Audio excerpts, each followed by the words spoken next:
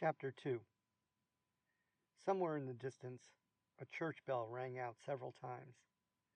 The protagonist stepped over puddles and around the occasional pile of refuse strewn about in the gutters. The tall buildings soon fell away, almost as quickly as they had arisen. He passed through a neighborhood that appeared abandoned. The windows of the houses had been carelessly boarded up with plywood, the lawns a tangled mess of overgrown grasses, now dead and dying. Someone lived here once, raised children, talked sports and politics with neighbors across a wrought iron fence, had barbecues and birthday parties and graduations and wakes, but no longer. Those people had grown up and moved away, or fell on hard times, or died. No one new had been willing to take their place, other than the wild plants and animals reclaiming their domain. He stopped for a second in an attempt to decipher some of the graffiti scrawled on a wall, but it was illegible. He noticed a flickering of dim orange light in a high window. It might have been a television, although there was no evidence that that building still had electricity. It might have been a fire some nameless tramp had set in order to keep warm. It might just have been a trick of the streetlights. He only spent a second considering the plight of whomever might still be up there in that leaky, drafty space. He walked on. The next block he traversed was composed solely of a vast car park. There was a single street light overhead that illuminated no more than a small section of the lot. The rest lay in darkness. Only one car was resident at this hour. The protagonist wondered if it was lonely. Was its owner working late? Perhaps out of town? His mind often went places he wished it wouldn't. He overthought everything. He found himself musing over the grim idea that maybe the owner had died suddenly, and the heirs hadn't yet found where the car was left last. More generally, he began to think about great tragedies, huge fires, mass shootings, buildings collapsing due to earthquake. When a calamity like that happens, presumably dozens of cars are abandoned for several blocks in all directions from the epicenter of the disaster. Was there a person whose job it was to drive around and identify them? Did each victim's family take on the task themselves? Eventually, they would probably all be towed away, if anyone cared enough to notice. On the corner after the car park, there was a gas station. The lights were bright in the lanes and around the pumps. There was a small stand that sold drinks and snacks and windshield wiper fluid, but it was closed and dark and deserted at this late hour. A loudspeaker repeated an automated message, warning patrons not to accept offers from random strangers to help pump gas for tips. It implied that malevolent drifters were afoot, and they would repay your kindness with treachery. There were no drivers at this hour to heed the mechanical warning. There were no malevolent drifters scurrying about in the shadows. The loudspeaker only preached to a swarm of large insects that flew in irregular circles around the lights above the station, and of course, to the protagonist himself. He pushed his hands deep into his pockets to protect them from the cold. Eventually, he found himself walking through an industrial area. This was a place that had some familiarity to him. He had worked here once, or at least he remembered he worked here once. There, just down a side street, lay the entrance to a large factory. He approached it, a solid brick structure that loomed over everything in its shadow. It was active, even at this late hour. 2 smokestacks jutted from its roof like antennae and poured a thin orange haze into the sky that diffused and reflected the lights from below. The hum of the machinery inside, combined perhaps with the intermittent fog that rolled in, created the illusion that the building was breathing, albeit irregularly, like a giant injured beast breathing its final breath. A pipe that ran down the side of the structure had ruptured, and a black, viscous substance had been oozing down the wall for some time now. There was a fence surrounding the building, and a small gate that once had housed a security guard. But no one held that job these days. He ducked under the barrier and continued up to the front door. If he had been asked, the protagonist would have admitted that he was unsure why he went inside. Curiosity, perhaps, to see what had become of this place in his long absence. A search for kinship, perhaps. Maybe there was still a worker or two that would remember him from his time in the factory, a chance to talk about old times. It was summertime back then, summertime and daylight. At least that's how he remembered it. Things seemed brighter in his memories, brighter and cleaner. The bricks of the outer walls hadn't had as much time to become weathered and stained black with soot. It was back in school, or more accurately, during a break from school, when he helped out here temporarily. Was it just a few weeks? The memories of youth are dim and distorted and stretched like light from a retreating star. His assignment had been simple enough: a pile of unstamped plastic lids in a bin to his left, a pile of stamped plastic lids in a bin to his right, and a machine that stamped lids in front of him. A small analog counter kept track of each stamp: 16, 17, 18, 507, 508, 509. Every morning when he arrived, the counter was reset to 0. Every evening, a man would record how many lids had been stamped in a notebook. He never wrote down the correct number. "This counter must be broken," he told the protagonist after his first day. "I've worked here 10 years and I never stamped as many lids in a day as this counter says. And I'm certainly much faster than you." The man wrote down a much lower number in his notebook. "Doesn't matter anyway," he said. "You aren't looking to get promoted."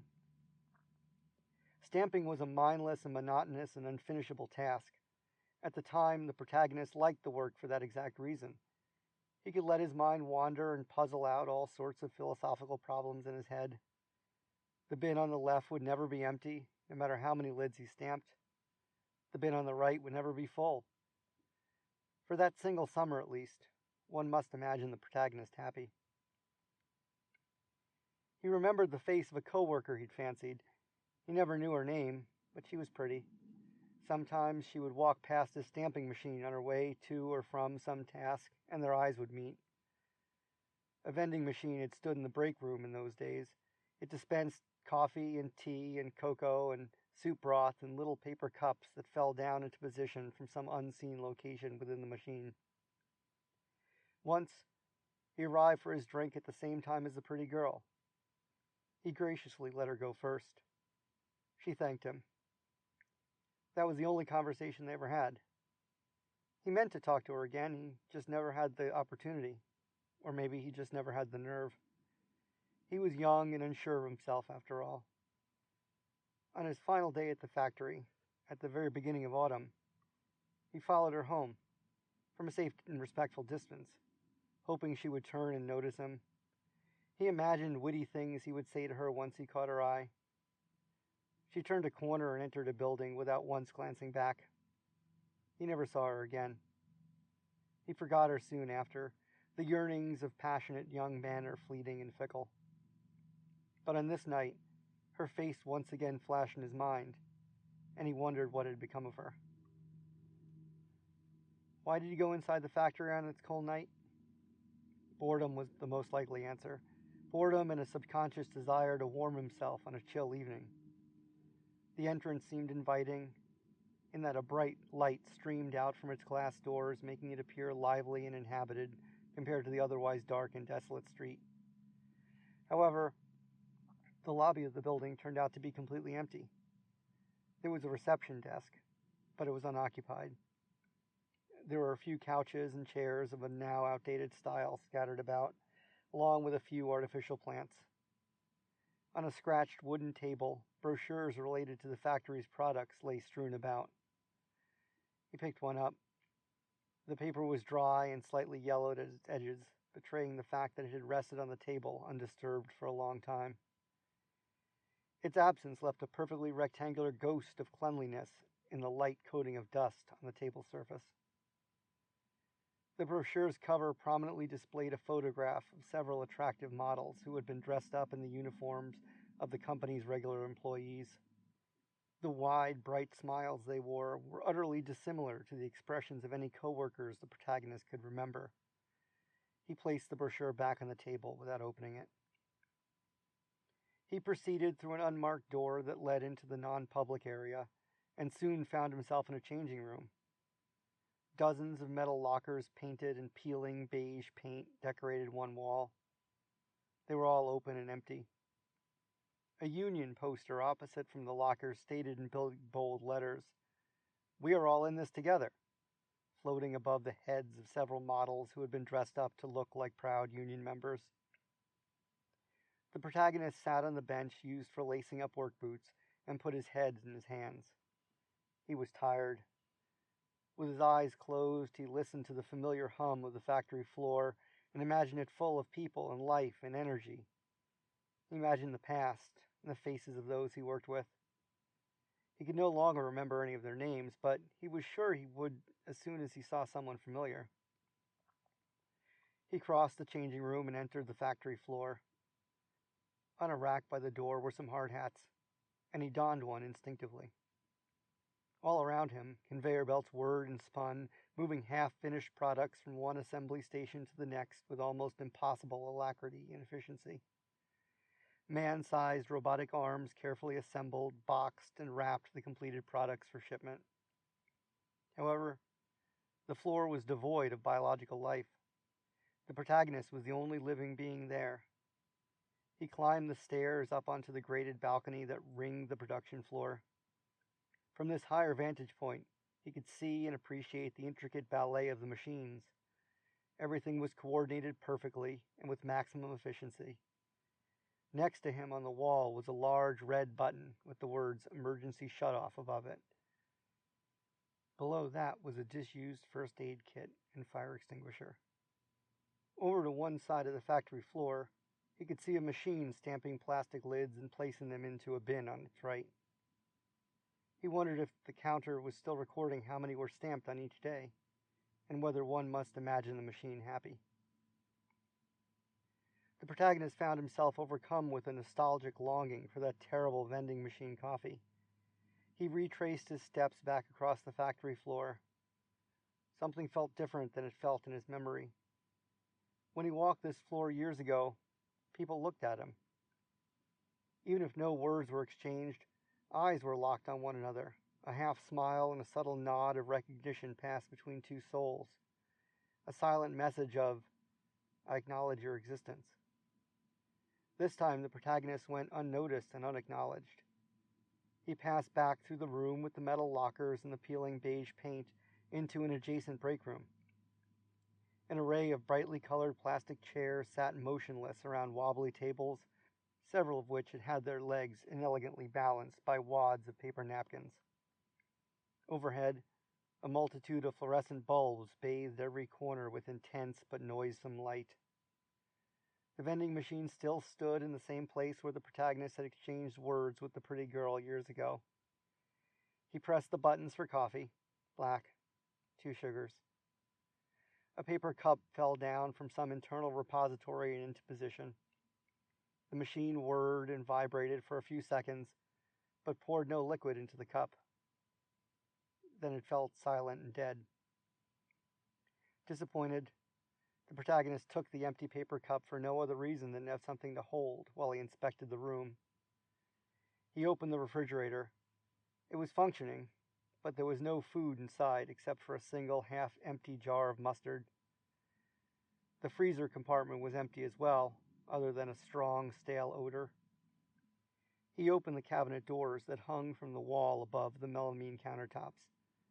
The cabinet contained a cache of old coffee mugs, each one unique in shape and size and color, slathered with trite puns or logos for long-shuttered local businesses. Some bore the scars of repeated use, chips and hairline cracks. The insides of many of the mugs were stained with the brown, uncleansable residue of a million refills of coffee.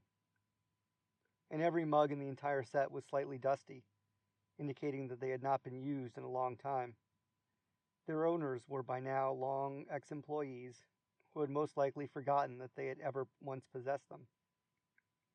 In another cabinet were a box of party supplies, a roll of bunting, a paper sign that said "Happy Birthday," a box of garishly colored, half-burned candles.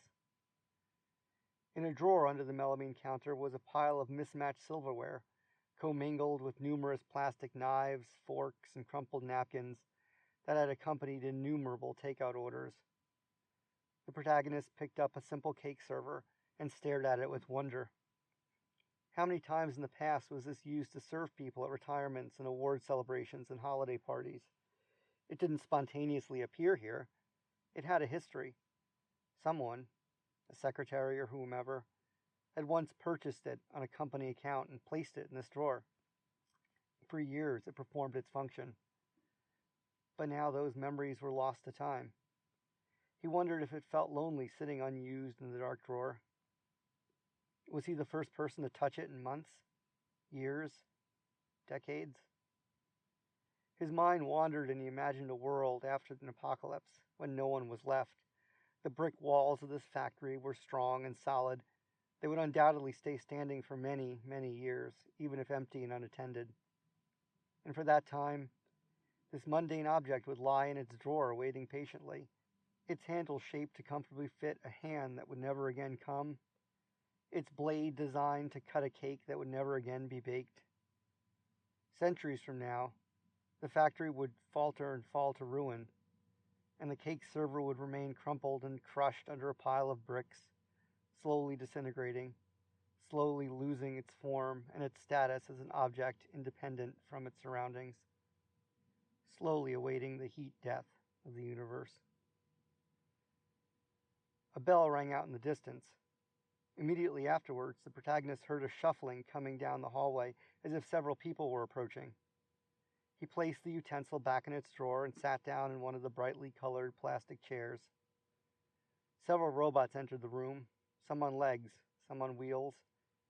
They queued up at the vending machine without acknowledging the protagonist's presence. "No, after you," one said to its co-worker, as it backed away with something akin to a bow. "Thank you. You are very kind," replied the second robot. It pressed the buttons for coffee, black, 2 sugars, and waited patiently as the machine dispensed an empty paper cup. It took the cup and sat down. Other robots followed suit until there were at least 10 of them sitting around the wobbly tables in groups of 2s and 3s. "Another day, another dollar, hey fellas?" exclaimed one robot as it slumped in its chair. Inexplicably, it seemed truly tired. "I'm looking forward to the weekend, that's for damn sure," said another. Several more mumbled their agreement. "You guys get weekends off?" said the protagonist, surprised. "How does that work?" The robots completely ignored him, and the single conversation across multiple tables soon broke down into several competing ones amongst individual subgroups. The protagonist sat and listened quietly as the robots talked and talked. Mostly they talked about work. They talked about the pros and cons of the new schedule. They talked about whether they would get smaller bonuses than usual this year. They talked about how maintenance needed to restock the toilet paper more frequently. They talked and talked. The protagonist tried interjecting himself into the conversation a few more times, but his comments went unacknowledged, and so he resigned himself to just listening in, as he had done at the neighborhood bar earlier in the evening. It was still better than being alone. In many ways, the conversations he overheard were the same as they had been when he worked here, but somehow, subtly even more hollow. He learned that management was hoping to start thinking outside the box the next quarter, but that they needed to have all their ducks in a row first. They wanted the departments to synergize more, but they would have to run it up the flagpole for corporate approval first. So they were going to have to take a step back and look at things from the 30,000-foot view before they pushed the envelope. Of course, the robots were tired of being asked to give 110% and having to reinvent the wheel every day. But what were you going to do? At least it was a paycheck. The protagonist had been much younger and more easily disillusioned when he worked at the factory some years ago.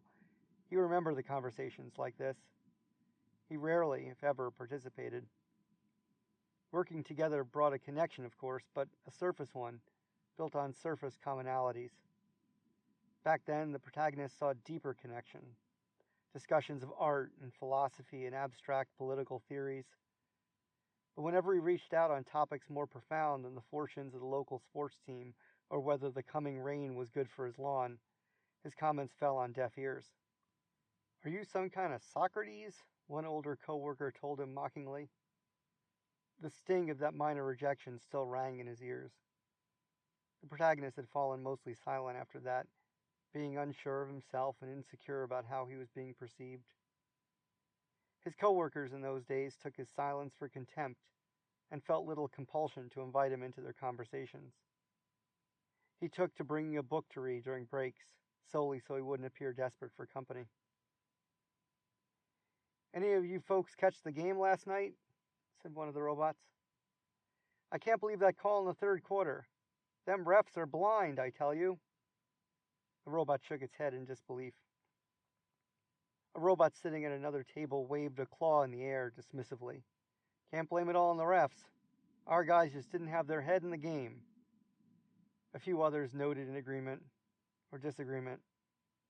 The protagonist had never cared much about sports, or what brand of weed killer was best for his lawn, or how the traffic had been getting worse these last few years. He didn't care that gasoline was now 10 cents more per gallon than it was before the last election, or which political party was more to blame for the increase. He never cared about the petty resentments co-workers had for one another, or the sycophantic jockeying they did to position themselves for their next promotion. It was tiresome, and banal, and pointless. But on this cold and lonely night, bonding over trivialities seemed preferable to the alternative. He chimed in with a direct question about the game, but no one seemed to hear him. He got up from his seat and walked around the room. No one's head turned or followed his path. He came right up behind one of the robots and waved his hand in its face. It didn't react. Only then did the protagonist notice that it didn't have eyes. It didn't have ears.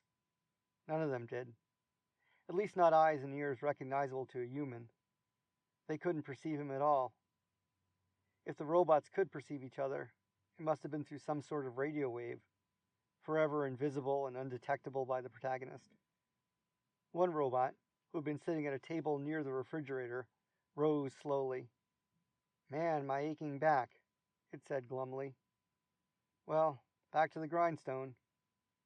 It tossed its unused paper cup into the wastebasket and moved towards the door. The other robots rose one by one and followed, continuing their insubstantial conversation about last night's game as they receded down the hall and out of earshot.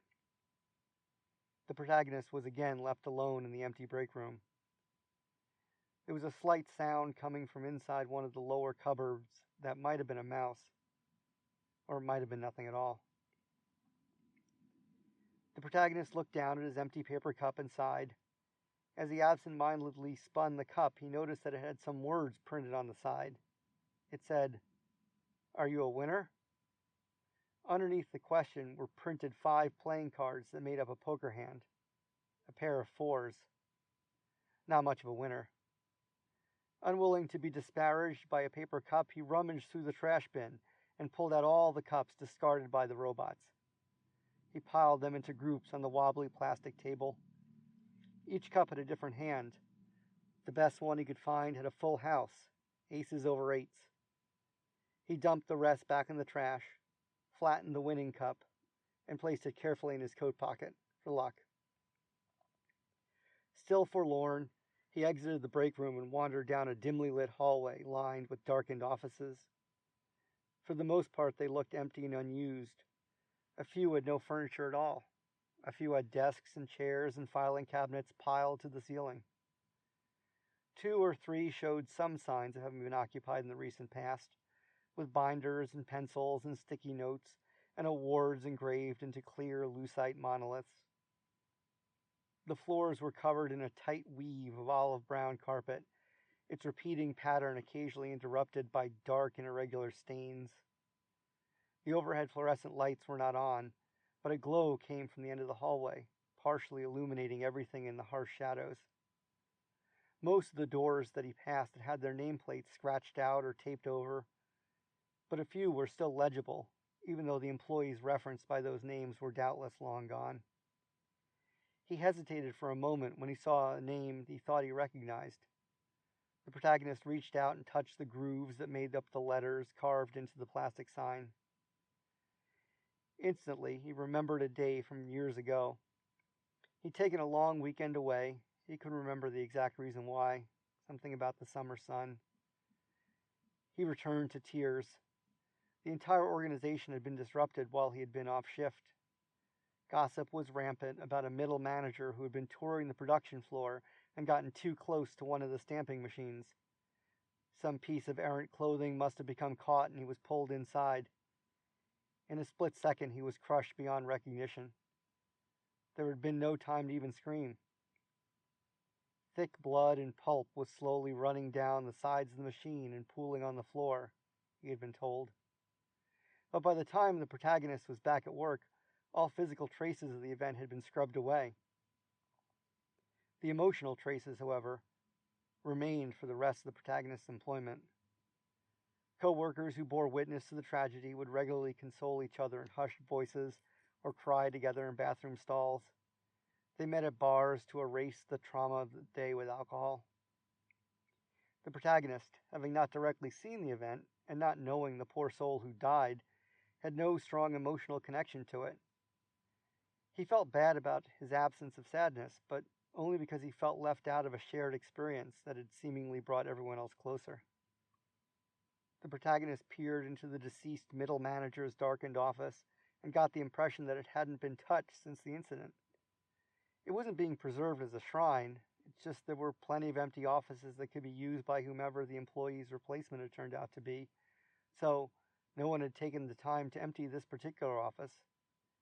Documents lay strewn on the desk describing now long-completed projects, and charts and graphs were tacked to the wall, containing now out-of-date projections. A single pencil covered with teeth marks lay near a disconnected phone. A whiteboard still had some writing on it, although now smudged beyond recognition. The only indication that the employee wasn't coming back was a stack of unopened condolence cards, which had been carefully placed in the deceased employee's inbox along with some other mail. The protagonist closed the office door as a sign of respect and continued down the hallway in the direction of the light, eventually arriving at the single inhabited office in this wing. Inside sat a solitary man behind a desk, eating a comically large sandwich. He wore a short-sleeved white dress shirt and a gaudy polyester tie that hadn't been tied quite right. What was left of the man's hair valiantly, vainly, yet unsuccessfully attempted to obscure his impending baldness. Plastic three-ring binders littered the floor around the man's feet. The sandwich was dripping brownish sauce down his arm and onto whatever papers were directly in front of him. "Oh, hey," the man said, wiping his mouth with the paper napkin. The protagonist greeted him in response. "I used to work here." "Did you?" He crumpled the napkin and tossed it towards the trash can. "I think I did, but that was long ago." The protagonist peered at the man behind the desk closely. It was hard to see at first because the years had been less than kind, but he thought he recognized him as the co-worker who would incorrectly record how many lids had been stamped in a notebook. "I see you're still working here, even after all this time." "Well, I couldn't turn down the promotion. I mean, look at this office. Sweet, huh? Before this, I only had a desk stuck in the corner of a hallway." "Well, it looks like you certainly made something from yourself. You've come a long way since you were walking the floor recording how many lids had been stamped." He hoped his comments about the man's former duties might jog his former co-worker's memories, but the man gave no indication it had. It would have been nice to have been remembered. "Things sure have changed around here, huh?" "Well, that's progress, I guess." He shrugged and took another bite of his sandwich. "Nothing ever stays the same. People come, people leave. Management keeps suggesting new ways to make things more efficient, more profitable. New technologies and new products require reconfiguration of the process line, that kind of stuff." He waved his hands around at the binders that filled the room. "That's what all these reports are about." A piece of lettuce flew out of his sandwich and landed on the floor limply. "I saw some of the robot workers. I guess there aren't any people around anymore. I think I'd miss the sense of camaraderie. Did everyone get replaced for profits or for safety? No idea. That sort of decision's above my level. I hear they're better at keeping the heirloom from pilfering gears out of the factory equipment. But it was a necessity because, there aren't as many people around these days to answer the help wanted ads. And even if you do hire someone, a lot of people don't. He hesitated for a second. Don't stick around that long. The protagonist looked down at the floor. Yeah, I get it, he said. But I feel bad for you. It has to be lonely being here all by yourself. Oh, I'm not the only one here. No, heavens no. There's another guy, too. We're best buds. Nice guy? Well, can't say.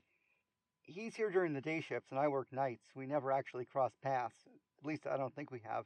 Unless you're him. He looked at the protagonist with a melancholy hope in his eyes. I'm not. Are you sure? Pretty sure. Darn, I was hoping to meet him someday. He has good penmanship. On the notes he leaves on my desk, every day I come in and there's a letter on my desk with production updates. Every day, rain or shine. The man pointed to a binder on a shelf overstuffed with the letters. I've saved every single one. I always write back at the end of my shift too. That's why I can never quit.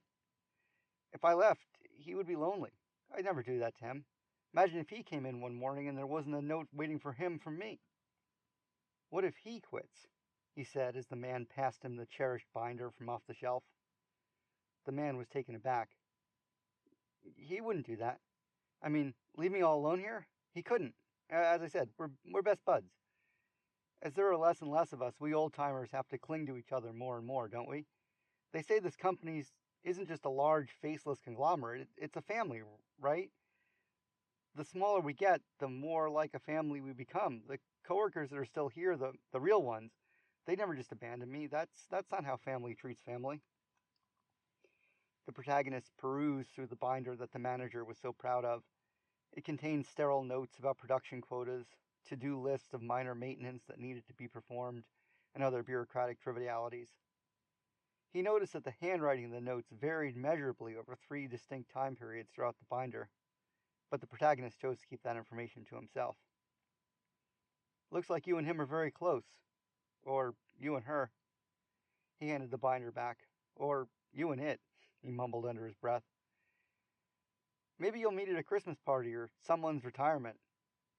Fingers crossed. So, what is this factory making these days? What's the new product? Can you keep a secret? Said the manager. I don't have anyone to tell. The man smiled devilishly. Good. I mean, I really wanted to spill to someone about this, but honestly, except for my best buddy, I don't really have anyone to tell either. And he almost certainly already knows. So, I'm glad you came. Take a look at this. He opened a drawer and pulled out a single piece of wrapped candy, placing it gingerly on the desk in front of the protagonist. Candy? No. Well, yeah, it's candy, but it's more than candy. This is something special. How so? Okay, so who likes candy? Think about it. I mean, really likes candy. He didn't wait for a response. It's kids, right? Kids like candy. Adults can like candy too? Yeah, candy's delicious, but us adults, we can take it or leave it. It's not something we obsess over. But kids, they can't get enough. They'll eat it until they get a tummy ache. And you know why? The protagonist didn't have an answer. This is what R&D figured out. It's because somehow candy tastes different to a child. It tastes better somehow. But it's not the sugar that changes. I mean, sugar is just sugar, right? So it must be our brains that change when we grow up. Works the other way too. Give some coffee or a glass of gin to a 5-year-old and they'll just spit it out. Tastes gross. Something about how people experience stuff changes as they grow up. I don't know. It's all sciencey mumbo-jumbo that's beyond me. But the important part is that this item in front of you isn't just candy. The sugars are specially formulated to taste not like sugar tastes now, but exactly the way you remember it tasting back when you were a kid. The protagonist picked up the wrapped treat. I guess I can see why that would sell. It's going to be huge. Imagine the marketing. Be able to experience something again for the first time before you got all jaded and boring. And so much healthier for you than an adult treat like a cigar or a belt of scotch. The wrapper was decorated with the cartoonish face of a small child bearing an impossibly huge grin. I guess so, but what about all those tummy aches? He said jokingly.